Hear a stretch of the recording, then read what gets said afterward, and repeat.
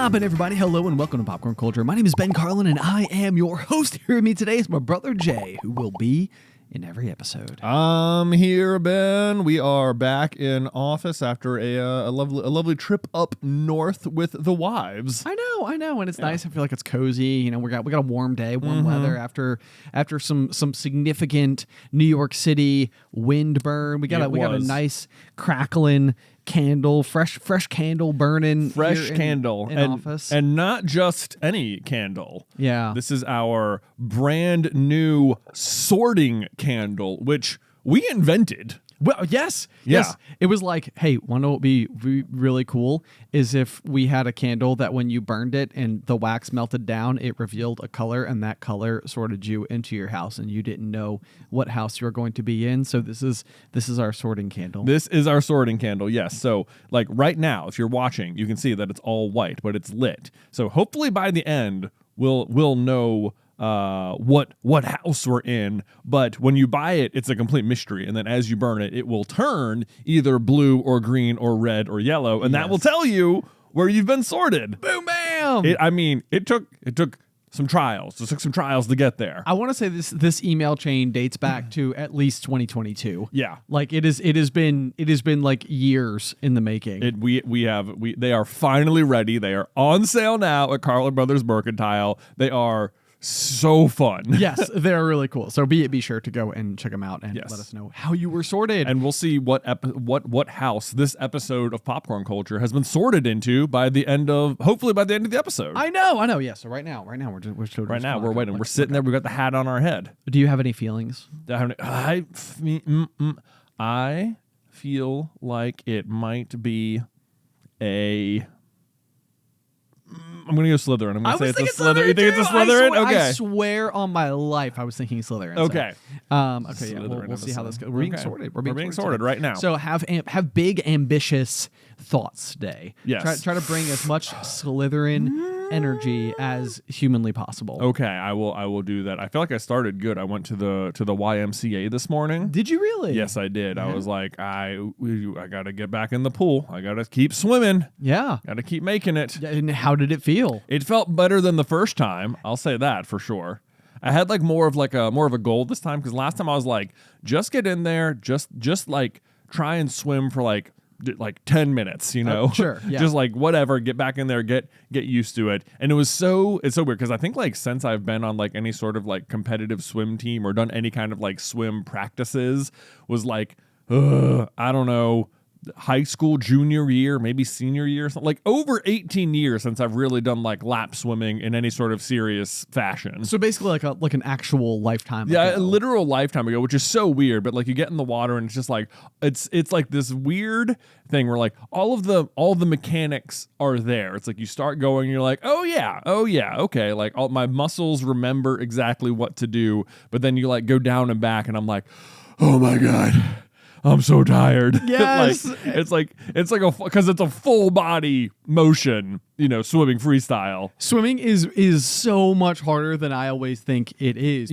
Because we did grow up doing like a lot of like summer swim team and YMCA related swim team and all that type of stuff. So we did a fair amount of swimming, which was kind of funny because we were talking about this in like one of the taxi cabs over the weekend, and sort of like that idea of like when you're a child going and participating in an activity, and maybe even like now as parents trying to find that fine line between like, what do you sort of like encourage them to do even though they're not going to want to do because they'll be grateful they did it later. Right. You know, and I know that like throughout our childhood, I had tons and tons and tons of those kinds of experiences. I would even say dating back to like all of our GMA antics, half the time it wasn't even fully clear if we were having fun in the moment, but it is a heck of a lot of fun to regale one another with the tales. What's that called? Type 2 fun? Type 2 fun. Not fun in the moment, fun later. Fun later. It's fun like later. We were freezing, like actually freezing. Yeah.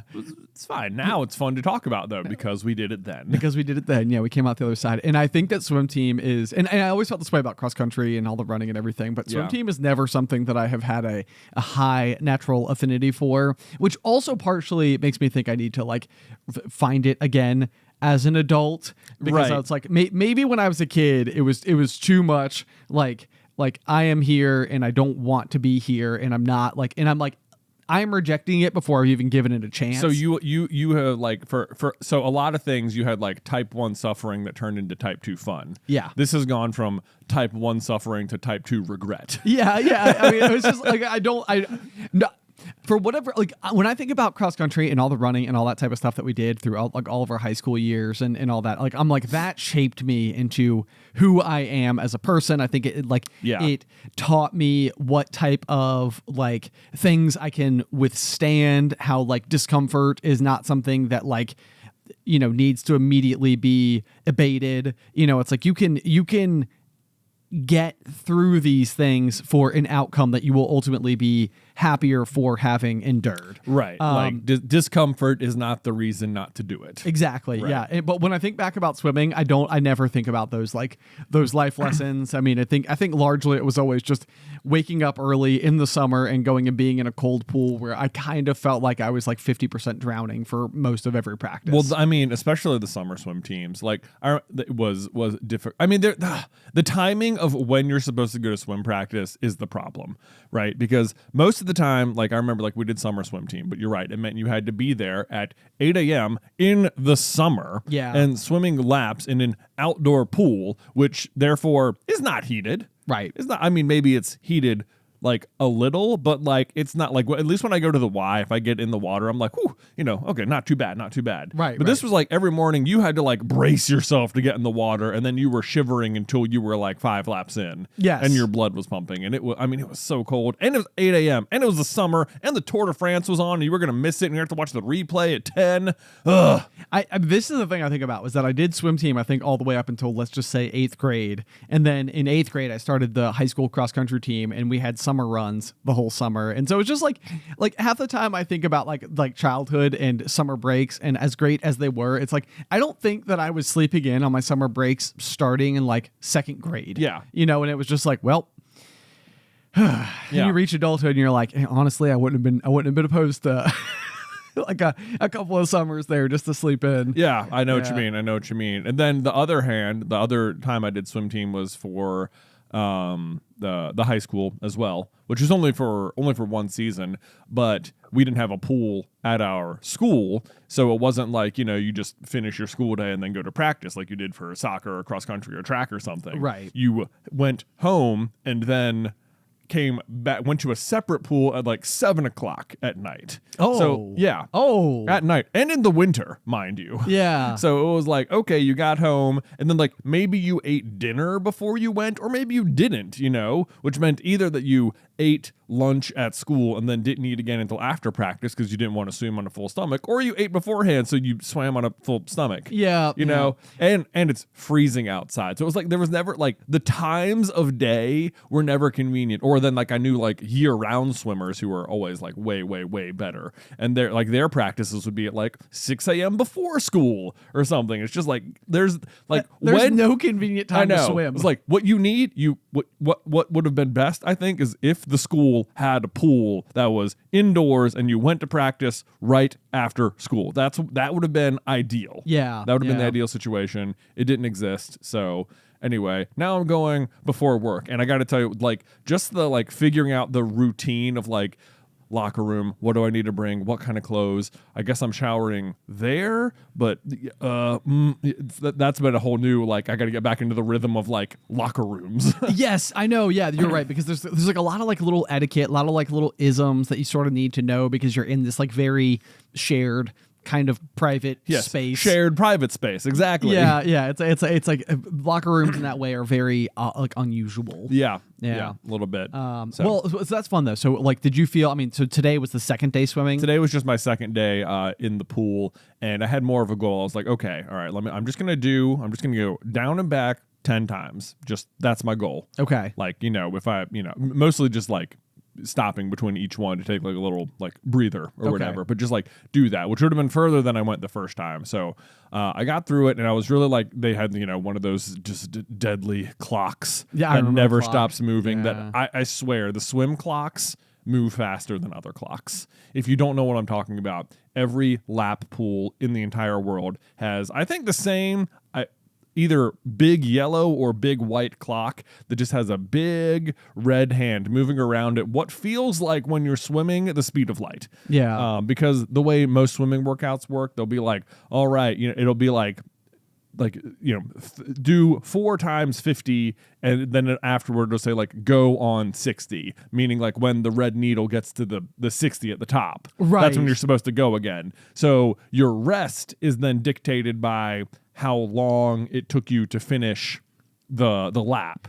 Yes, and so often it's so difficult because it's like the person who then is slowest, which like I've, you know, been there, is also the person who has the least amount of rest in between restarts. Exactly. But on the flip side, then if you are like, well, I'll try and get more rest by going faster, then you need more rest. I mean, then you're more out of breath because you're more tired. Yeah, but I mean, to say it matters at all is also just like it never mattered, because historically they give you like 10 seconds almost no matter what, which is enough time for you to get to the wall, take a deep breath, look at the clock, say, oh man, my time's up, and start swimming again. Yeah.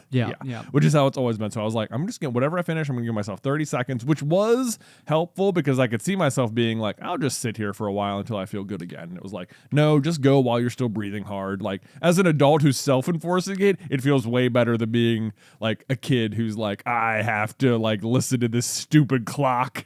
Dude, I mean, I think I've described the like experience before as like cross-threading. Like if you're ever like building like a piece of IKEA furniture, or just simply building more, I don't know, substantial things. Like the idea is that you typically have a bolt that's going into like a threaded sleeve of some kind.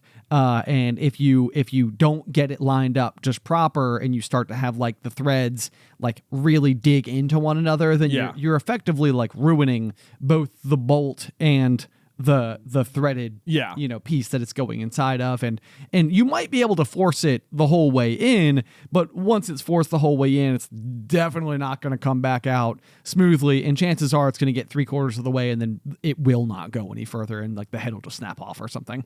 So I think sometimes like cross-threading is something that like I experienced, not like per anybody's responsibility, but like as a kid, even going snowboarding, which now as an adult is like one of my more favorite activities, it's like I remember as a kid going, and it was almost like it wasn't by choice, like I was being brought there. You needed to have the day pass, but like I would spend most of the day tumbling and falling and feeling like cold and frustrated, and my body hurt, and like it wasn't always positive, right? Even if it was building a skill that I would then value later in life. But I think the big difference was that like it felt cross-threaded. It was like I had to go. I was there. I was like, I was kind of forcing the experience. And then as I got older, it was like, okay, slow down, back up, enter with a more like intentional focus, right? And then it was like, okay, now I'm having a blast. Now it's a blast. And this is exactly how I feel like I could imagine re-entering the pool at this age now, being like, okay, now I'm not here. I'm not part of a swim team. I don't have like a specific thing I need to do. I don't have, Coach Brian over there spitting whatever babble Coach Brian was up to. Yeah. It's like, okay, I'm just here. I'm just here to have fun. I'm just here. I'm just here to get an exercise. I chose to be here. Yes. Yeah. I did this on purpose. So I think that's like the life lesson there, though. Is that like sometimes it's like if you didn't like something when you were a kid, it's like back up, reapproach it, and see if you can't do it like more smoothly now that like you're doing it like under your own domain. Yeah. Okay. That's very, very true. I would say the other thing that I do like, I mean, I don't think I have as much disdain for our past swimming history as you do. Sure. I also know I'm killing Mom right now, who I know is listening, and who I know loved swim team as a family activity that we were all able to do together, which that part of it was very fun. That was fun because we would go to like summer swim team, but it wasn't like Mom dropped us off. Like Mom was also on on the swim team. Yes. And did the practice as well. So that was Right. cool. It was like very all ages, which was nice. And that's how it was for like our entire region, which was cool. What was I going? Oh, okay. So in our last Pluto video on Super Carlin Brothers, Yes, we had like one little joke where we were saying like, oh, this was like, it's such a fun like family wide hobby, like maybe the best fun we've ever had. And then like you popped in and we're like, well, what about aquariums? Oh yes, yes, which I thought was hilarious. But then afterwards, like it like, but like I was never into aquariums the same way like you and Dad were into aquariums, right? And yet I was next to aquariums a lot. Yeah. So like, even though I know just a fraction of what you guys know about fish, like if I am in other settings with other people that don't include you and Dad, I still tend to be the most knowledgeable person about fish. Yes. Which is like, that's always like, oh yeah, I have a few more surprising facts about fish than you might know, than you might think. What's something you don't know about me? I know a little bit more about fish than you might expect. That is how I've felt about swimming though, like for my whole life. It's really? Like, you know, like you see, you know, people are like, oh, do you know how to swim? Like a lot of people, when you say, do you know how to swim? It's like, they know how to be in the water without drowning. Right. You know what I mean? But Yes. it's like, they're not necessarily like if you were like, oh, okay, do you want to do some like butterfly or some breaststroke or backstroke or whatever, or freestyle? Like they might not even know how to do the strokes. Okay. So it's sort of like were we year-round hyper-competitive swimmers? No. But I think like, we at least know enough, like we did all the swimming though. Yes. Like we know how to swim like the strokes and like what the events are, what the IM means, you know. The individual medley. The individual medley. Yeah, Yes. yeah. Got to do them all. Right. So I think like that is something I've always enjoyed about swimming. It's like if I was just like at the pool with any other regular person, it's like am I like just going to be like, am I like a better swimmer than that? Like I'm probably a better swimmer than your average person, even if I haven't been in the pool for like 10 years. Right. Yeah. Like I remember our friend John, who we talk about on the podcast a lot. Like he was always so good at just everything. But this was the thing where it's like John, very like big muscular guy, had a pool, not like a lap pool, but like, you know, like a backyard swimming kind pool. of swimming pool. But like while in many endurance things, John was just high and away better. Swimming was one where we were all pretty even. Where like John never did competitive swimming or did any kind of swimming practice at all. Right. But he was just strong enough and had just the iron will of someone who was determined to win. Yes. And yet we could keep up with them. Right. Yeah. In this rare circumstance. Because like we knew how to like swim. Right. Yeah. That's even that though. I'm like, all I'm remembering is what one particular occasion where we had a row of libations set up. And what do we call it? Carbonated bread water. Yeah. And bread soda. bread soda. Bread soda. So we had two bread sodas. And you would consume one, swim down to the other side, consume another, and then swim back down the other way as part of a relay. Yeah. And I think that it was like me and Mike versus you and John. Mm-hmm. And I'm pretty sure you guys won. But I remember getting to the end after having had the second one, and it was like I didn't get sick. I like literally was the equivalent of a bread soda that had been shaken up and then had the top popped. Yeah. Like the foam was just literally coming out of me. Well, because I'm sure what happened was you just chugged it as fast as you could with as little breath, turned around, and then proceeded to hold your breath for the short length of John's pool. Yes. Effectively creating a sealed can. Right. Yeah. As it shook up inside you. Right. It was the weirdest experience ever. It was just like I was just tipped over and it was just foam exiting my face. Good times. Good times. Yay, swimming. I know. Anyway, it was easier on day 2, but still hard. Okay. But I've been doing some breaststroke at the end. Okay. And it is amazing to me. Like as a kid, I think like that was always my favorite one. It was always the one I was like the best at. And it's like as an adult, it's like I still got it. It's still there. It's still fun. I still like it. Awesome. It's like I don't think it's like it's certainly not faster than like freestyle or anything. Which is your typical Which is like, your stroke, regular like arm over arm kind of thing.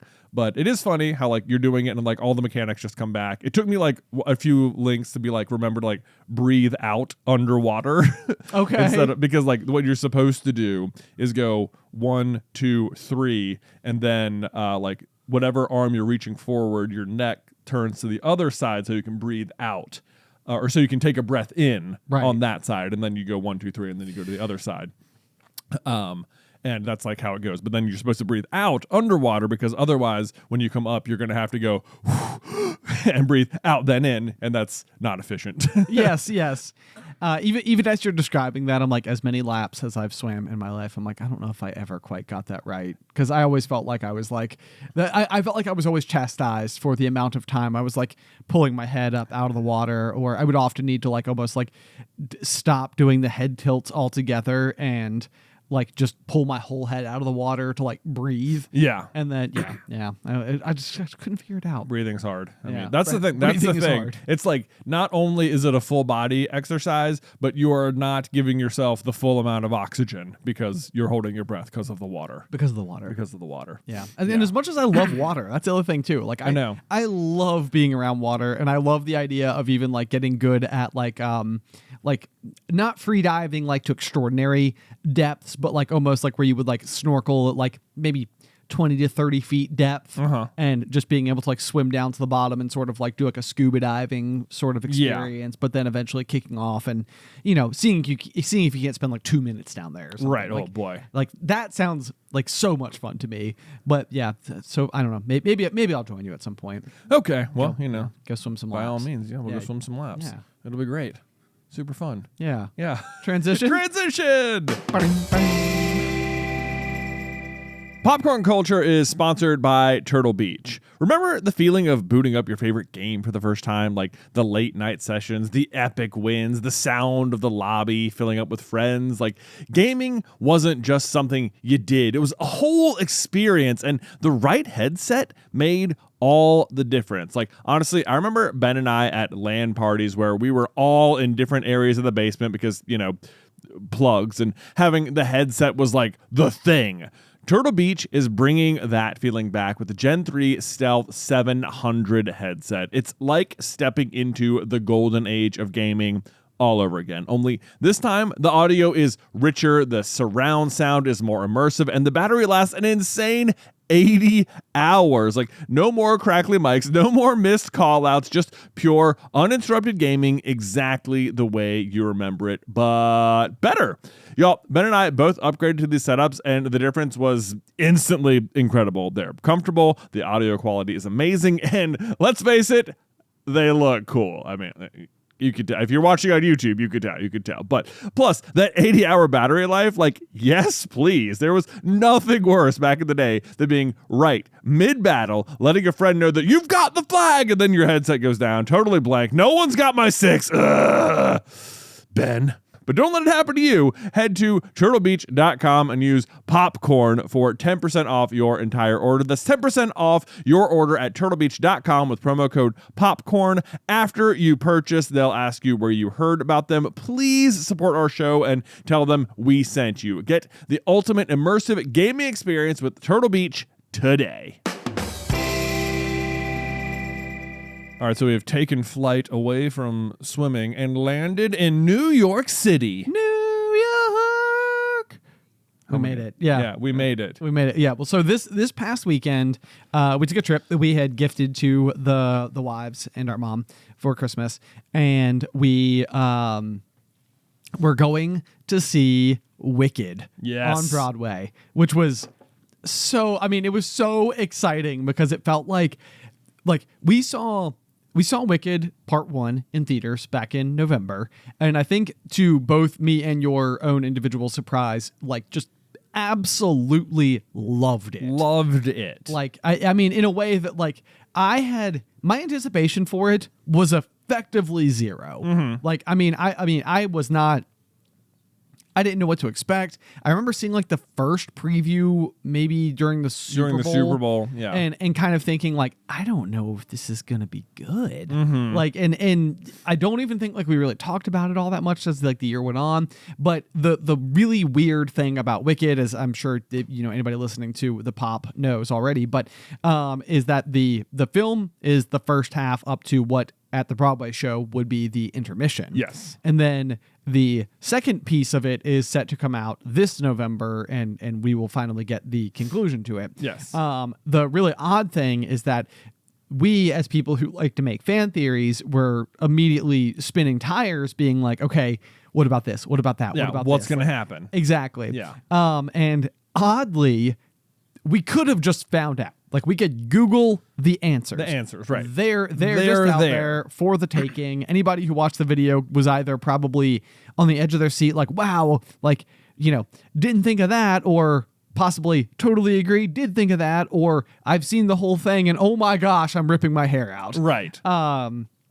Yeah. So, I mean, all sorts of like weird experiences. So the ability to go and see it on Broadway was really thrilling, and it almost felt like a cheat code. It was like from my perspective, I'm like, I am getting to go and know the ending like now, 7 months ahead of time before the film will come out, where I would otherwise see it.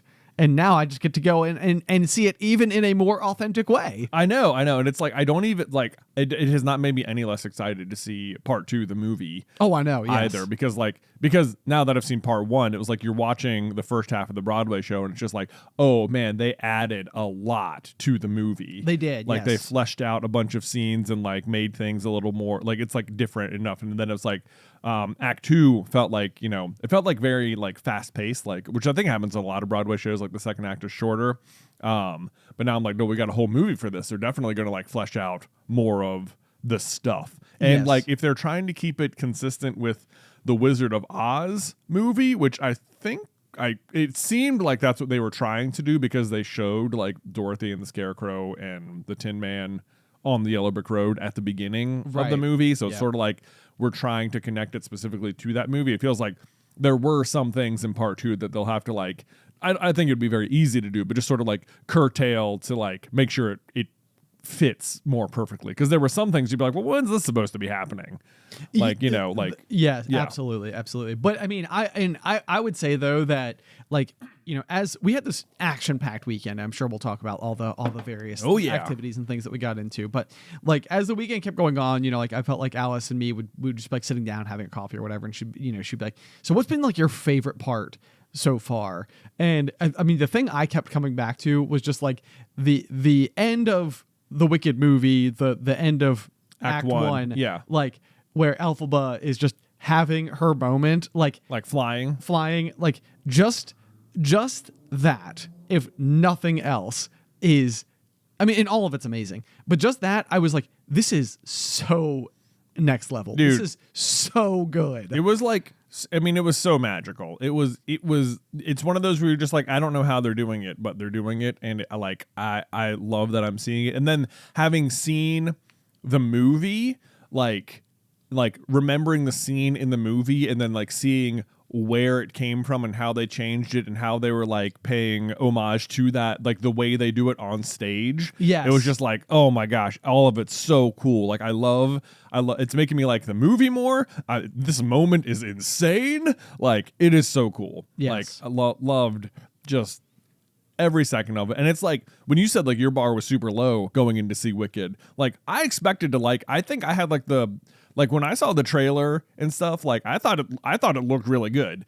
And like I've always kind of I've listened to like some of the music ahead of time, like Popular and Loathing, or What Is This Feeling, stuff like that, Defying Gravity. So like I knew kind of going in like what some of the songs would be, but so like I went in thinking it would be good, expecting to like it, like with a pretty high bar, and then it exceeded that bar by like a lot. Yeah, and it was just like I'm sure like if you grew up watching Wicked, you're just like, well, yeah, duh, of course, like it's Wicked. This is why it's Wicked, But it's like I feel so weird because like it like for the longest time, like when people ask me like, what's your favorite movie, I'd be like, I don't know, like maybe this, maybe that. It depends on the genre. And at the moment, at this moment in time, I'm like, it's Wicked. Like that's my favorite movie. That's right awesome. now. And then we saw the show, and because it is like the one movie that I've seen in the past few years where it's like we saw it and then we talked about it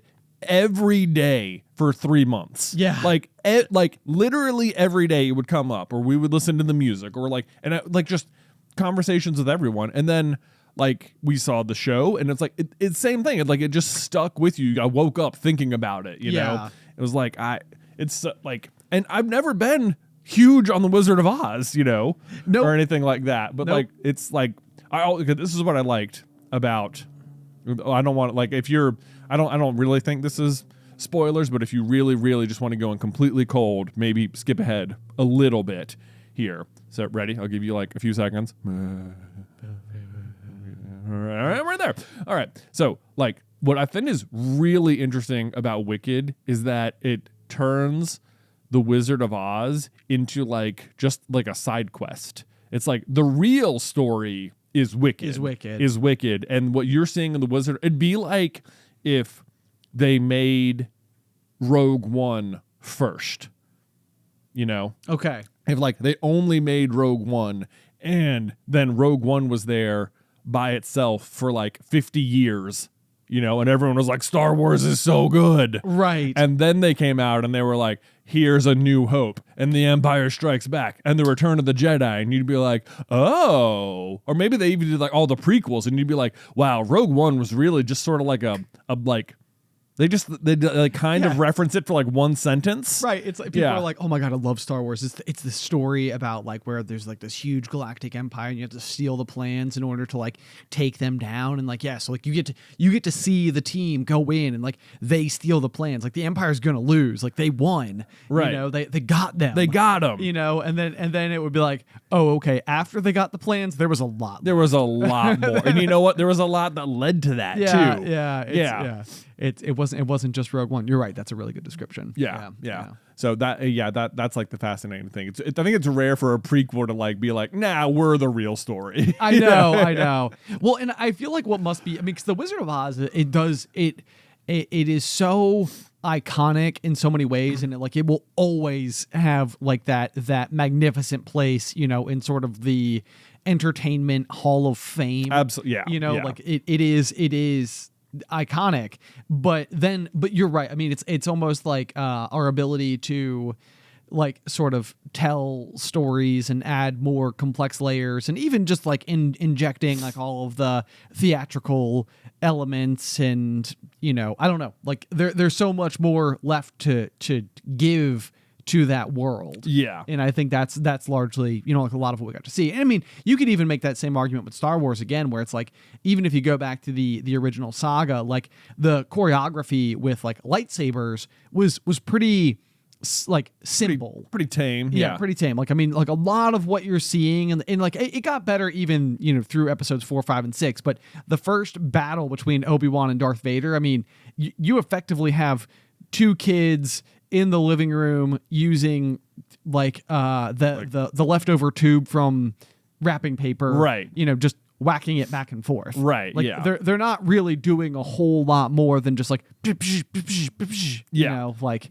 like that battle ends up being so much more about like what is happening, what is being unsaid between Darth Vader and Obi-Wan than like the actual action of the lightsabers. Yes, precisely. But then you scoot forward, and I mean, certainly the prequels did a whole bunch of really unbelievable stuff, like Yoda's spinning and he's like a helicopter. Spinning, the Duel of the Fates with Qui-Gon and Obi-Wan and Darth Maul. Yes. That's like, I mean, like, say what you will about the Phantom Menace, but that lightsaber fight is amazing. With Darth Maul, like, the double lightsaber. I mean, it's pretty baller. Yeah, and then you get to like, even like modern day when you have like Kylo and Rey like taking on all those red throne room guards, and that's just insane. Yes. That is the choreography ramped up to like 12. Yeah. It's like I don't know if I love The Last Jedi, but man, that is a really cool lightsaber battle. That scene is cool. Some pretty cool things here and there. Yeah. But so anyway, I mean, I think in a nutshell, like Wicked still absolutely incredible. Yep. If you haven't seen it on Broadway, go see it on Broadway. I know. I feel like there's like this danger of like it becoming like very basic for like Wicked to be like your favorite Broadway show, Sure, or something. Be like, what's your favorite? It's like like I don't know, Wicked, to be like, oh, the most popular one. Okay, right, yeah. Right. Like someone who was really into Broadway would have like a one you hadn't heard of that much, that are just sort of like off to the side or whatever. It's like, this is what real Broadway is, and I'm like, no, I don't even care. You're just wrong. This is in the biggest theater. I don't know if that's true. It's in the Gershwin Theater, which was big. It was the nicest Broadway theater we've been in. It was nice. An insane production. We got to see a brand new cast, and it was so good. It made me like the movie more, and it made me so excited for the second part. And I'm definitely going to read the book now too. So I'm just like, I'm in. Like, it was great. I love it. Yay, Oz. Let's go. Good times. I love it. Yeah. Nice. So fun. Yeah. All right. But Wicked, despite being a huge, super awesome time, was far from the only thing we did in New York City.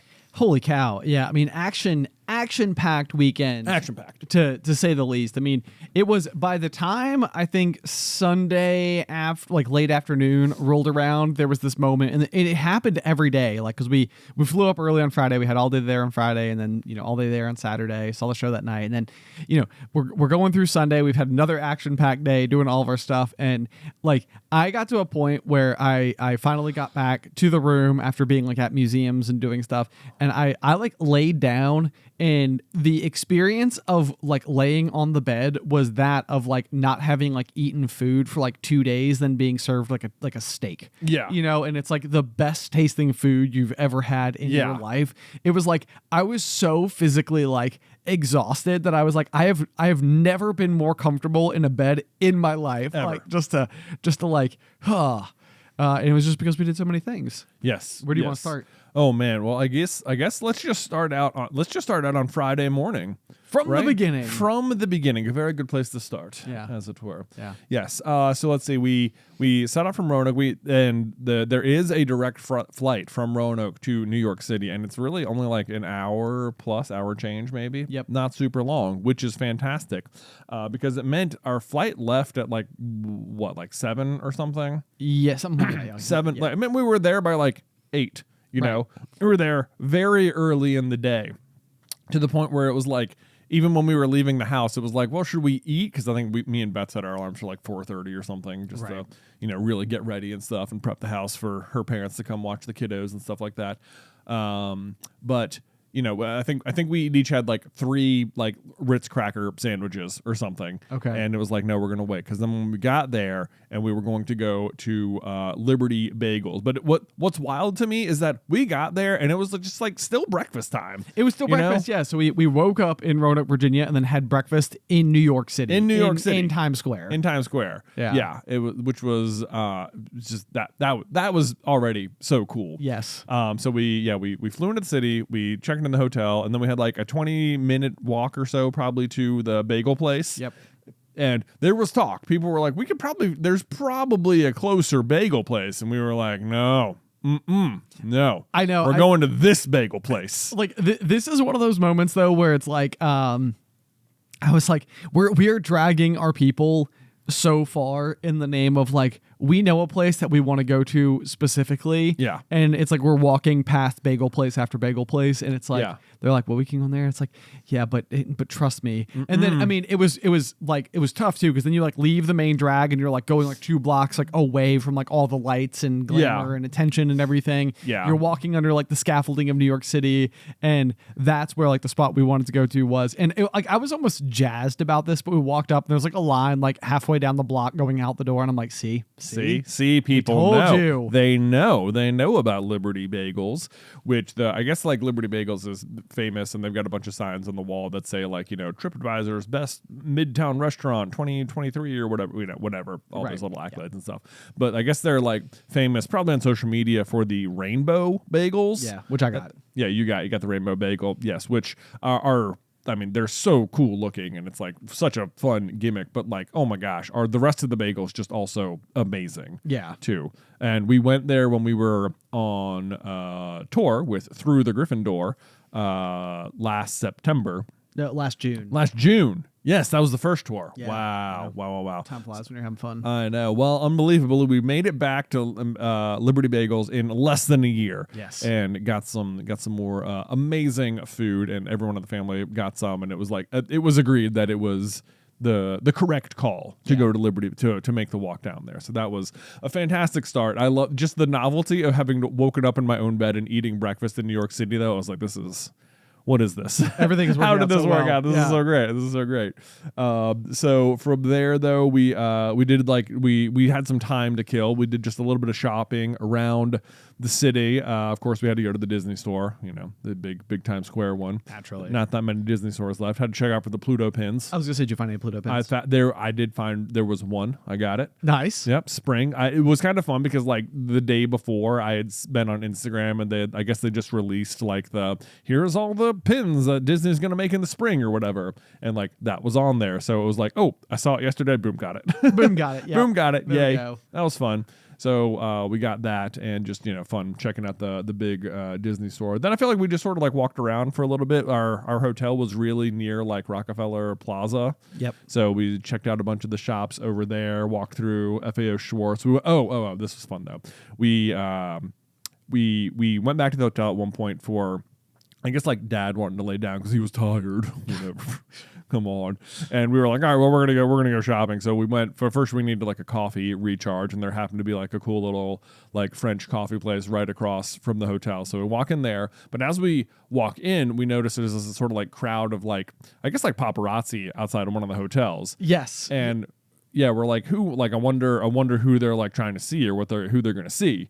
But you don't want to be like one of those. You don't want to be like, oh, let's just stand here and be part of the mob or something. It's so like I feel like I have to fight like so many of like my own curiosity instincts, because like you see it and you're like, wow, there's this huge cluster of people. There must be something interesting happening. Right. It's like maybe I too should stand and see what the interesting thing is. Exactly. But you're like, well, this is probably somebody's privacy. I don't want to be like, putting all this like extra like whatever. Right. Adding to the glamour. Right. It's like I desperately want to be like above that, but then there's also a small piece of me that's just curious. I'm like, right. What is it? I know, like who's gonna come out here, and you're like, and then it's like it could be literally just anyone, like, or even gonna know them if they walk past or anything. So we're in the coffee spot, and Beth is like, I'm gonna go see. I'm gonna see if I can figure out who it is. At least figure out who it is or whatever. And I think she was just gonna like ask the reporters, and are you checking? Like I think I wrote down the name wrong on the sheet. Yeah, yes, okay. Anyway, but she was just gonna go ask, but she happened to walk out at exactly the right time. Okay, so walk out, and it is Roger Jean Page, like from Bridgerton, like the Duke from Bridgerton, the Duke, and and so she just like walks out, and he walks like right past her and into like the car he was getting into. Yeah, and she comes back in, and she was like, "It was Roger Jean Page." And we were like, what? Like that's crazy. There's no way that's who it was. You're like, I just saw him. He just walked in the car. I was like, that was so cool. Yeah, it really is fun, because it's like that's like a very prominent actor from a show that like Alice and I like a lot. Like, yeah, we watch like every season of Bridgerton and everything. I mean, granted, yeah. he's not still in the show. Not still in the show, but yeah. But he was. Yeah. So that was pretty cool. It was pretty cool. Yeah. And then we just sort of wandered around for a little bit, because just doing a little bit more shopping there. But the big thing we had for Friday evening was that you can sign up the Peloton studios, like the stationary bikes. Like their studio is in New York, so like 6 weeks ahead of time, you can go online and like try and sign up to be in the studio, like for one of the classes. Like when you're watching, there's people always around them like doing it. You can be one of those people. Yeah. And so we were like, oh man, we should try and sign up. And it's like it feels like you're going to Disney World sometimes, where it's like, oh, I got to wake up. It's like for 6 weeks now. I got to get my fast pass right now. And it's like as soon as it's up, and it's sold out. Right. So. And our 6 weeks out, we were at Disney World. We were at Disney World. So yeah. So we missed the early possible entry to get in at all. But there was a Friday night class with Christine de Ercole, and who I've never actually done a class with on the bike at home. Okay. Have you done it? Because you got a Peloton. I did get a Peloton, yes. but I have not done. I like honestly, we've gotten our Peloton, and in the time that we've had it, we have been doing so much traveling. Yeah. So it is. I have gotten like 3 rides in. Oh total. man, Yeah. how have you liked it? Honestly, I took a picture like before and after my first ride, and I was pretty darn shocked at how like, I mean, I look like I've been through some stuff. I'm like my face is swollen, I'm red, I'm drenched in sweat, and I'm not the sweatiest like human being, dude. When it comes to exercise. Dude, cycle spin classes like that will make me sweat more than almost anything. Yeah, it is. I don't know what it is about that. Maybe it's just like the lack of like the wind hitting you that you might typically experience when you're biking to like cool you off. But yes, I mean it is remarkable to me when you are riding bikes, if it weren't for the fact that there is like the passage of air over you, how drenched you would be. And I mean you get pretty sweaty anyway, but it's like then when you're stationary, it's like, oh man, okay. Yeah.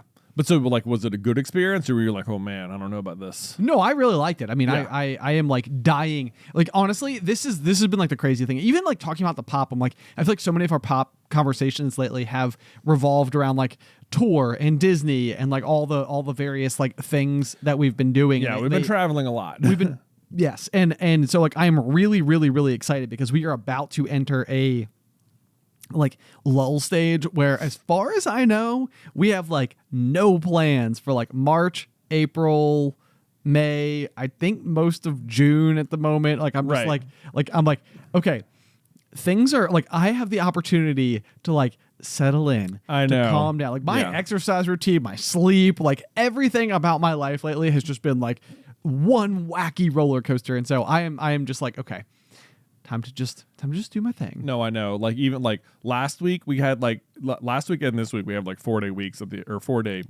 weeks at the office because we took last Friday off and this Monday off. Right. But the week before that we had a regular 5-day week. Right. And like we weren't traveling and we only needed to make like 4 pieces of content, and it was just like, oh my gosh, we were like so productive. Yes. I think we got to like Wednesday and we're like, we made everything. We did. We have 2 whole days to just do extra stuff now. To do what? Who knows? Who knows? We'll see. I know. We'll see what we do. Well, that's when I immediately get caught, like sucked into like the vortex of like, it's like, well, now that I have all this extra time, maybe we should launch 48 new shows. I know. Even before we came in here, we were like, should we do like, what if we did like a Lost podcast? Yes. Yeah. What if we just like, we'll just go episode by episode. It'll be great. There's so many things I've forgotten about it, There's no way in the world we could possibly do a Lost podcast before we do. I know. We've put ourselves into this, like, if we do another podcast, it has to be Name of the Wind because that's the one I think that you and I the most want to do. Yeah. And maybe like percentages of people, like eights of people are like, do it. I know. Like, how many are there? More active Lost fans or more active Name of the Winds fans? Do you think? Oh, I think Name of the Wind fans. Oh yeah, right. I mean, how long Lost has been off the air for like it's 15 years. Yeah. I'm not even 100% sure it stuck the landing. So. I know some people like it, but I know a lot of people also don't like it. So. I think I've been, our friend Brett's Thoughts, who did a Jay vs. Ben with us last year, he's been making like Lost explainer videos on Instagram. Okay. And it has been like it's making me want to watch Lost again, but I'm like, okay. He's like just getting into like the lore of the whole show and stuff, which is like, that makes more sense, Well, you know what I want right now is somebody to do, I mean, and I know that these exist, but like I almost want like a watch along with an expert for the TV show Severance, which is like the Apple Plus show. Yeah. Goodness gracious. I mean, it's like nothing makes sense the whole time, and somehow it's still wildly entertaining. And all I have is questions, and I'm like part of me is like, Ben, just be a fan. Just watch it. Just let the story happen to you. And like, but every single thing that pops up on screen, I'm like, Alice, what do you think about this? What do you think about this? What do you think about this? And she's like, I don't think it's anything. And I'm like, but what if it is? Yeah. Like, what do you mean you don't think it's anything? They're not just making stuff up here. They're just not making stuff up. They're making a point. There just can't be a room full of goats. There's not just a room full of goats, Ben. I mean, what's that? There's got to the goats have to be important in some way. They have to be relevant. It's not just a random thing. You're not going to end of the show and be like, hey, the goats. What about that? What about the goats? I feel like, you know what? It's Lost that's making people feel that way. Yeah, I see? Yes, is what I mean. It is. No, you're right. You're right. Because you know what everyone's asking about in Severance is like, what are they doing on the computers? What are the numbers? What are the numbers? And you know what? It feels like we will get a conclusive answer to what are the numbers. Well, if we don't, I'm going to be real mad. I'm going to be real mad, Ben, because you know what show also had the numbers? Yeah, what do the numbers mean? What do the numbers mean? Lost. The answer is the numbers mean nothing. They are the numbers. They're the numbers. They just show up and they're the numbers. Yeah. Numbers. Yeah. Spoilers. They're there. Were you paying attention? Did you catch every reference to them throughout the show? Because they show up all over the place all the time, and they mean nothing. They don't mean anything. They just happen to be the numbers associated with the island. End of story. Dumb. Needed a better answer than that. Yeah. There are better answers for other things, but the numbers, disappointing.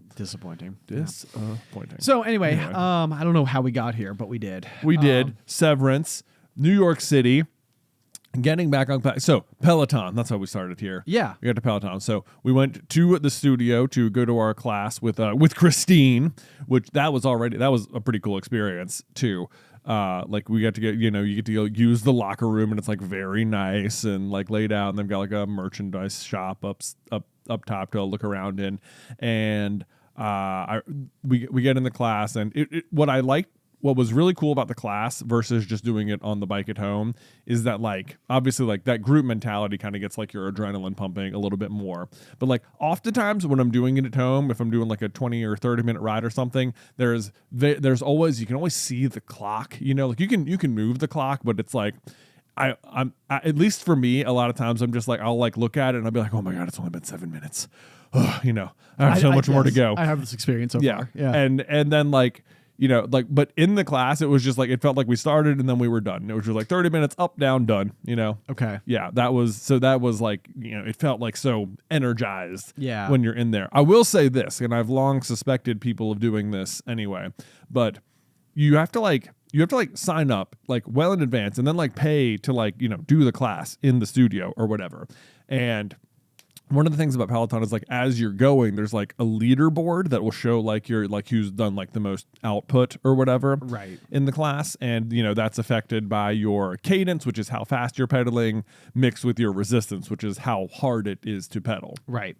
And that gives you your output, and there's like a leaderboard for who's got like the most output. And a lot of the instructors will be like, don't even worry about that. The leaderboard is not there. Like, we're not here to try to get to the top of the leaderboard. We're here to, just be on the bike, right, or whatever. So, but anyway, obviously that doesn't matter to some people who just want to like try and like chase the leaderboard, or whatever, which is fine. I don't care. But the thing is, you will learn quickly about Peloton is that like there's like a difference between trying to set a score and like doing what the instructor says, because like if you really just want to set a giant high number, all you got to do, like what you need to do is just crank the resistance high and then stand up and just pound on the pedals and not do anything they say the whole time, because that is just going to give you a continuous high output number. Okay. But it makes it very frustrating, because then if you're someone else looking at the leaderboard, it can just look like someone is like leaps and bounds higher than feels like even humanly possible. Okay. If you're following what the instructor says. Right. And it's just like it feels like cheating, in terms of like you're not really here to do it. Like, who are you proving this to? Like, you're at the top of the leaderboard, I guess, but you didn't actually do the class, Yeah, I could sort of see that, because it is like it's so self-enforced. So it would almost be like if you were at the Olympics and like like everybody else is like agreed to do breaststroke and you do freestyle, and all you see is the finishing times, and it's like, well, this guy was way faster. It's like him. He wasn't doing breaststroke. Yeah, but it was a blind swim and they agreed to do breaststroke. So. Right. Yeah. Exactly. Yeah. So, but like there's Yeah. But so anyway, they're not handing out Olympic medals for being the. Yeah. But so like, I can imagine people doing that in their house. I can like, being like, what I'm going to do? I'm going to try and I can see that even being a personal challenge while you're at home. Be like, what? I'm just going to pick a class and I'm going to try and get to number 1. I'm just going to try and be at the top of a leaderboard. I can see that existing. But then like in the class, in the studio, there were people doing this. And it was making me so mad. I was like, dude, you paid to be here. You paid to be in the presence of the person teaching the class. You're not listening at all. You're not doing the class. It seems like such poor form. Yeah. I was just like, this guy. You're not even This guy. Oh, there was these 2 guys off to the side. I was so mad the whole time. I was like, because like even in the class, there's a in studio leaderboard, so you can see like how you're doing versus everyone just in the room with you. Yeah. Or whatever. And it's just like, well, these guys are just okay, you're just ruining everyone's fun, I guess, a little bit, sort of. How did you compare to with the exception of these two bros? These two bros. Yeah, the jabronis. Yeah. How did you fare? It was a class. There was 39 people in the class, and I finished at the 7th. 7th? Yes. Wow, that's great. 7th. So if you take those two guys out of the equation, 5th, I suppose. And if you want to put it that way. I mean, I think we should. I think we should. I mean, as long as 5th. Yeah, 5th. Heck yeah, no problem, man. Very impressive. Yeah, it was fun. That was cool. There was I don't know, sometimes I think the leaderboard can be dangerous. It can make you feel bad. Oh my God, I'm not doing well at all compared to everyone else. But there are other times where it was early in the class, I could see I was slowly chasing down the person in front of me who was Dan Cycles. Okay. Dan Cycles. And I was okay, my number's moving up marginally faster than Dan Cycles. Nice. And then we were even, and then I passed him, and then I got up to 7 ahead, and I was and then the person ahead of me was 20 ahead or something. I was all right, I'm not going to catch them. Right. Their number's already moving up faster. So clearly I'm at the top of this plateau. Okay. On the leaderboard or whatever. But then with maybe 7 minutes left in the class, suddenly Dan Cycles is he's cranking it up. He's I'm coming for you. He's cranking it up. But I start John Carlin. I know. I'm looking down. I'm looking at his number, and now suddenly he's creeping up on me, and it was extremely motivating at that point, because I'm there is no way, Dan Cycles, I'm letting you pass me at all. It is on. Did you end up encountering Dan Cycles at any point? I have no idea who Dan Cycles was, but I did not let him pass me. Wow. I finished the class in 7th. I did not lose that spot. So boom. Whoever you were. Couldn't be more proud of you. Couldn't be more proud of you. Somebody listening right now, they're someone was oh man, I was just excited because John Carlin was there. I know. Well, my name in Peloton, in case you're wondering, is Super Carlin J. Oh, nice. I think mine's Super Carlin Ben. Oh, there you go. And Mom's Super Carlin Mom. Hey, so look at that. So you can find us. Yeah, we have a nice little naming convention going on. Hooray. I didn't even know about y'all's either. Oh, okay. So that's really so funny. Yeah. All right. That's cool. So anyway, if you like Peloton, if you go to New York, I would totally recommend trying to get in a studio class. It was super fun. Mom and Dad actually went back the next day. They did. And did a second class. It could not be more up their alley in terms of activities, and I mean they've got the Peloton at home, and I feel like it's just Peloton is life. Yeah, they love it. They love it. I think Mom got shouted out in class by the instructor, which is always one of those things you hope is going to happen right when you're doing it. But it was a milestone class for her. I forget which one 400. she was at. 400. She was her 400th ride, so that was pretty cool. And then after that, we happened to be right next to Chelsea Market. Yep. Which is a famous place full of delicious places to eat. Oh man, so much good food. And Beth and Alice and our sister-in-law Emily and our mom had been on a food tour through there, so they had remembered a few oh, you got to try this Japanese taco over here, and that was really cool. And we went down to the the bottom floor where we found this meat restaurant / butcher, I guess, like a meat market, kind of meat place. Market, situation, where we got some pretty good food, and then a charcuterie board, which was really cool because you could see behind the bar where they're drying the salami that they just made, and you're oh, this is gonna be good, and it was. That was fantastic. So that was a very upscale feeling, or very what is it? I don't even know. Authentic, Yeah. Right there. We made the salami ourselves. Here it is. Here's that salami. Enjoy that You're rind. Welcome. Enjoy it. We did. Yeah. Also a really good beer down there. Although then we went to a chocolate place upstairs. Yes, we did. They had chocolate-covered oranges. They had chocolate-covered oranges, a Ben Carlin favorite. Yes. And they also had a chocolate peanut butter and jelly bar. Oh, I know. This is okay. I've been thinking a lot about this because you are so much more knowable, I think, than I am. Knowable? Yes. What do you mean? You have activities and interests and hobbies and things that I think they align. So even the way that people when they draw us for any particular reason, I feel you've got the hair and the glasses and the mustache, and I feel you always look like you, and I feel I always look like a guy, like man, like bearded man. Yeah. But like then I feel like you've got like the Pluto pins, you've got like the Peloton, you've got the now you've got peanut butter and jelly. Well, I mean, I wasn't trying to have peanut butter and jelly. Well, you know what, Jay? Now you've got it. I've got it. Jay has laid claim. He has planted the J flag into the PB and J. The jelly. I guess you can go just call me Big Jelly. No, yeah. And I will.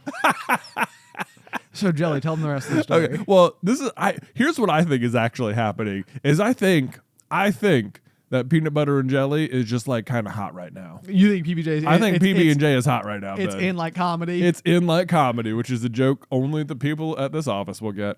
Well, comedy's really in right now. Comedy's really hot right now. I think that peanut butter and jelly is really hot right now for some reason. I don't know why.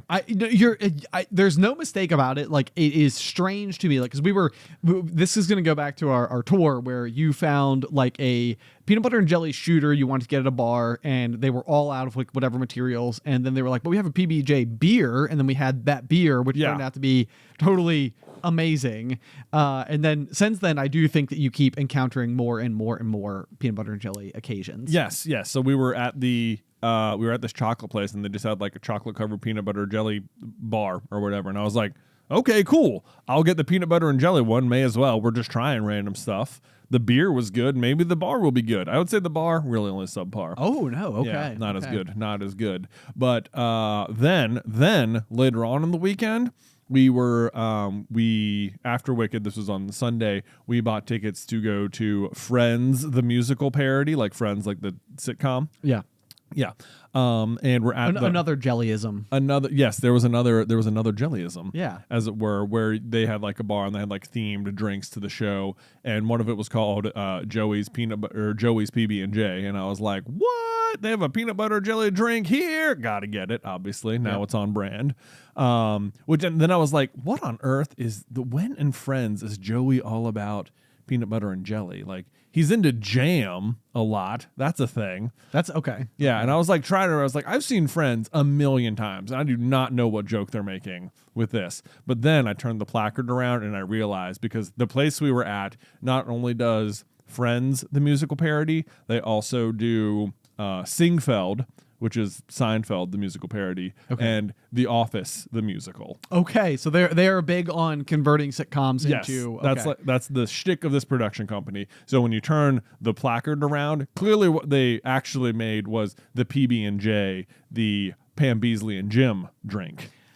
For the Office one, and then they were like, oh, but for Friends, we'll just flip it around, and now it says Joey's PB&J, and I was like, I see what's happening. Okay. I see what's happening. Yeah, I see what you're doing here. But you know what? I love Jim and Pam, so no problem. I will totally have the Pam Beesly and Jim. Exactly. I rooted for that relationship for years. That was one where, and of course, I think I was just a young lad, so it was probably not, more into my adultism, but that was one where, like, in IRL, I desperately wanted Jenna Fisher and Jim Halpert, John Krasinski to like become married, just like be a couple in real life. It was just because I was like, it's so authentic, it's so good. Their relationship is like, that's how convinced I am. I know, right? Because they did such a good job just being regular people. Because I think that's probably what's really happening, is that it's like you see Jim Halpert and you're just like, well, he's just a real guy. He's a regular guy, so man. It's not John Krasinski playing Jim Halpert. It's just John Krasinski, the dude from Pennsylvania. Yeah, from Scranton. From Scranton. Yeah. Actually, on that note, they had like pictures where Jenna Fisher and Angela had come and seen The Office musical. Oh, no way. And like surprised the cast and seen them. That's incredible. I know. I was like, oh my God. Could you imagine being in the cast and all of a sudden like the actual Pam Beesly is sitting in the crowd? I feel like I would freak out. I would freak out. I'm like, well, I'm not qualified to do this anymore. Yeah. So anyway, tried that peanut butter and jelly drink, and that one was also super duper good. Okay. I liked that one. I thought it was better than the chocolate bar. And then the next day, I couldn't believe, this is why I think it's like, it must just be like very in vogue. I don't know why, but we were at the M&M store, and one of the flavors they had was peanut butter and jelly M&Ms, and I was like, well, I know what I'm getting. So I'm on a quest to find the best peanut butter and jelly flavored thing now, I guess. I didn't know I was going to be chosen for this quest, Ben, but, God works in mysterious ways. That's right, yeah. This is or Oz. or Oz. Exactly. So that's the journey I'm on. Yes. Trying peanut butter and jelly flavored stuff. Right. Yes. Yeah. I also learned some more lore about the initial beer. Oh, did you? Yeah, from Zool Brewing in Knoxville, Tennessee. Yeah, so this is the beer going back to the one that we have on tour that we now need to track down IRL again. Yes. Well, apparently their peanut butter and jelly beer is like their flagship beer. Okay. Like the whole brewery just does like fruit sours, and this is like their big one, their big successful one. And every year they have like a PB&J fest where they introduce a new flavor into the PB&J line with like a different flavored jam, and it's like a big mystery what the new jam flavor is going to be. Oh wow! Every year. That's so cool. Like they've done strawberry before, and they've got like a bunch of other like fun ones. But then there's like clothing companies have like approached them to like use their peanut butter and jelly like marketing logos and stuff like in their clothing and stuff. And I was like, what is going on here? Like we have really stumbled into something. Yes, especially for like something that the place we were getting drinks from like was just a beer on the menu. Was just a beer on the menu in Orlando, and apparently it's like some part of some deeper lore about peanut butter and jelly beer in Tennessee. Wow. I know. So I'm like, you know what? On my new travel destinations is now Zool Brewing as well. Okay. Got to make it happen. Count me in. Yeah. All right. So let's see. What have we not talked about from New York City so far? Well, let's see. So after we saw Wicked, that would bring us maybe into Sunday morning, where we had a food tour in the village, in Greenwich Village, where the friends live. Where the friends live. We got to see the place from the outside of Friends. This is Greenwich Village is one of those places that I think like I could have looked at on a map like a million times and not realized it was Greenwich. Yeah, it looks like Greenwich. Yeah. It's and I think I've even said that before, and people are like, Ben, Greenwich, yeah, it's Greenwich Village. Yeah, I think we did the same thing. We went to London, and we were like, how far is it to Edinburgh? And they were like, do you mean Edinburgh? And I was like, yeah. No, I meant Edinburgh, but how far is it to Edinburgh? I'm talking about a different place. I didn't mean that place. Yeah, I meant my own place. I'm not embarrassed. You're embarrassed. You're embarrassed. Yeah. You messed up. You don't know about Edinburgh. What an idiot. Anyway, that's basically where Harry Potter was written. It was the first one. Yeah, so let's see here. So we're in Greenwich Village. We're doing a food tour, which on the whole, like I have heard people say this, including like our mom, who like loves a like food tour in any city, and you as well. I think like went to Chicago and did it. But like I totally have to jump on the bandwagon that this is like such like when it comes to like tourist type things you can do this one. Yeah, like do food tours. Like, do it wherever you are, because these are the people who are the locals who found all of the best bites and have distilled them into like 10 that you then get to go and sample one by one and also like learn history of the town and the area and be pointed to all the cool things. Then like the person who's your guide just ends up being like fun and awesome, like Bert was. Yeah, Bert, great tour guide. Great tour guide. Loved that guy. Just learn a lot from him. I know. And now it feels like when you go back, now you can be like, oh, I know this cool spot in the village, and you can just take your friends. Yes. And you can say that sentence already. I already felt great saying that. I know a cool spot in the village. We can get some sandwiches. So we need to go to the village because there's a really good spot. Yeah. It's where all the firemen go to get their sandwiches. Exactly, though. And if that's where the firemen go, it must be good. That's the thing. It's like you're on the tour and you're like, how much, like, we're going to these places, and it's more like, how are these really the best places, or are these just the places that signed up to be a part of the tour? Because if they're a part of the tour, then the tourists will come there afterwards, and like, is it how much like give and take is going on here? Right. Like it benefits the restaurant to be on the food tour, because then every day another 20 people think this is a great landmark spot. Absolutely. Yes. Right. Yeah. And if they're ever returning, then it's like they're going to be like, oh, okay, I was here on a food tour. Now I know the cheat code. Exactly. Which is, exactly what I just said you should do. Why you should do food tours. Yes. And it's exactly what I plan on doing. No, but literally we were at one spot, and he was telling us like, oh, this was telling us about whatever their place was. It had like it was like a sandwich shop, and they also had like a meat counter and everything. And you walk in, it feels very New Yorky. But the biggest endorsement of this place, he couldn't have paid for it. But like whilst we're standing outside, a literal New York City fire truck pulls up, and 4 giant firefighters get off and go in and get sandwiches. And I was like, well, that's all the endorsement I need. Yeah. Like if this is where they're eating, yeah. We're good. This is the place. This is the place to go. Yeah, that's the box tick. Yes. But that's like also the thing that's crazy to me is that like if you were to have this sandwich, it'd be like the best sandwich you've ever had, and these guys can just come have it like on a Tuesday. On a Tuesday. Yeah. Yeah. The perks of living in Greenwich Village. I know. There's so many. It's like there's so many perks and so many hard things. It must be about living in New York City. Okay, I don't know how many times Alice and I had this conversation while we were up there, but like I think that New York City is so cool, and so many people go there, and there is just simply so much to do, so much, shopping and sightseeing and people watching and just like, I mean, any and everything that you could like opportunity galore. But at the same rate, I'm like, I could not live here. I know exactly what you mean. Not for like one. I mean, I think the appeal to me is less than 0. Like I don't want to live there. I know. There's like, well, because the other thing is like, if there was a time you were going to live there, it would have been like early 20s, like during your 20s. Oh, or sure. Something. Yes. Miss the boat completely. Miss the boat entirely. Like now, there's no chance. Like I'm not bringing the kids suddenly to start living in the city. Right. That would be bananas. It'd be like you lived there when you had no attachments, and then you gained a bunch and then you left. Right, yeah. Right. But and of course I do think there's a huge part of this as well, where it's like when you're in Times Square and you're looking at all that, like I think even like the locals would be like, yeah, like I don't go there. Right. Yeah, like, exactly. That's not where I spend my spare time. Right. And then when you are in like Greenwich Village or something, you start to look around and you're kind of like, okay, this is very cool. But then on the flip side of it, like, I think I have this like small business mindset that I can never fully shake, which is that like, I remember what it was like being at the like aquarium store that we owned once upon a time, and like how we had, overall fairly cheap rent, and how many people needed to come in, how many people needed to buy stuff in order for the whole thing to remain solvent. And so like while we're on the food tour, they're talking about this like, Joe's Pizza and how it used to be down on this one corner. And while it was on the one corner, it had this like, amazing lease where it was like $900 a month for 25 years. Yeah. And then when the like lease finally ended, this is sort of like a rent control type situation or whatever. It was like, set to be renegotiated, and then Joe's like, well, we can't afford it anymore, so like the new people move in.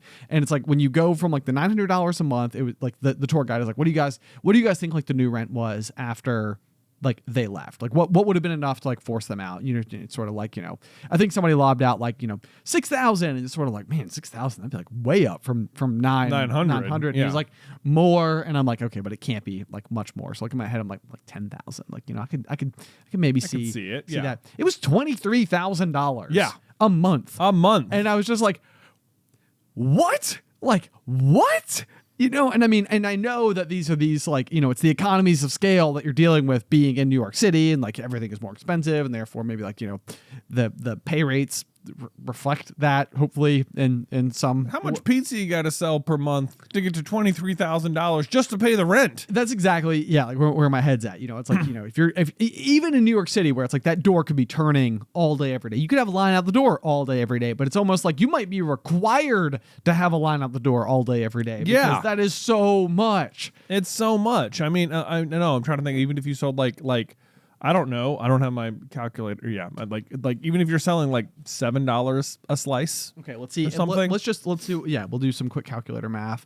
Okay. So let's just say not even to pay your staff or anything, not for electricity or anything like that. So if you're selling your slice for $7 a piece, you would need to sell 3,285 slices to make 23,000. Okay, so that's like about 100 slices a day. That doesn't seem unreasonable for a New York place. And that's if people are buying one single slice. And that's if they're buying one single slice. Like not including drinks or like a whole pie, or they didn't come with their whole family and then you got 2 slices or whatever. Right. Yeah. But that's, I mean, It's a lot. It's a lot. And I mean, delivery's a thing, I guess, with pizza. Yeah. Also true. Tips, I guess. Right. Yeah. So I mean, it's not like you can't see the world where it would work, but even as reasonable as 100 slices a day can seem, like I do remember doing my capstone course for my degree in entrepreneurial management when I was in college was basically building like an entire business plan. And I remember I did a food truck, and like I went through, and it was like he was like, you need to try to determine like how many chicken dishes you would sell per day. And I think I was even like, I don't know, 18. Maybe I'll sell 18 of these a day. And I think in my head, it was like, okay, that seems like like 18 doesn't seem like that many. And as I extrapolated the numbers, sure enough, it was very similar to what we would have just witnessed. And it's like, okay, that's just the chicken dish though. And then I also sell like a sausage dish, and I probably sell 15 of those. And right. Then, like the more popular nacho dish or whatever, like that one, maybe it's 25 a day. And it's like all of a sudden you're assuming that you're selling like 50 like items at lunch every day. And it's like if you can take those numbers and drag and drop over the course of like a year, it's like you are positively, absolutely killing it. Right. Like the numbers are like in the millions, and you're like, heck yeah. Right. Like, my business plan is brilliant. Right. But I do think it's a lot harder. Oh, I mean, absolutely it is. Yeah. I mean, even if you're like, I'm sure there are places downtown that get like 10 customers at lunch, and that's their rush for the day. Yes. Right. And it's like, well, that, I don't know how much that's, yeah. I know. Yeah. It's all very interesting. Just to try to wrap your head around, try to get like a feeling for what like a baseline set of numbers is.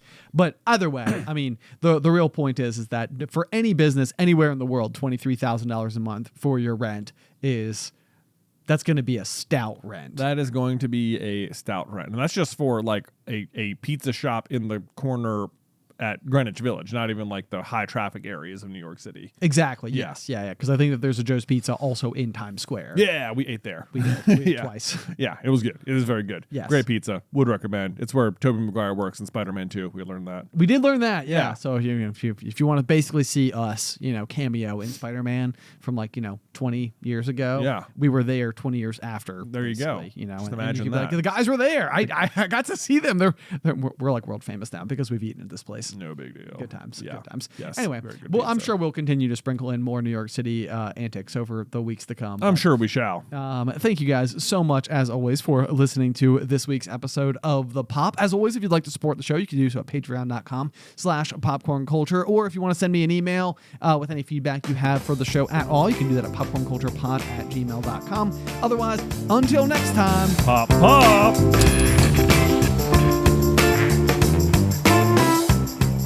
Today's episode was edited by Isybelle Christley. Vaishon Brandon does our art. Catherine Stein is our production manager, and the show is hosted by me and Jonathan Carlin.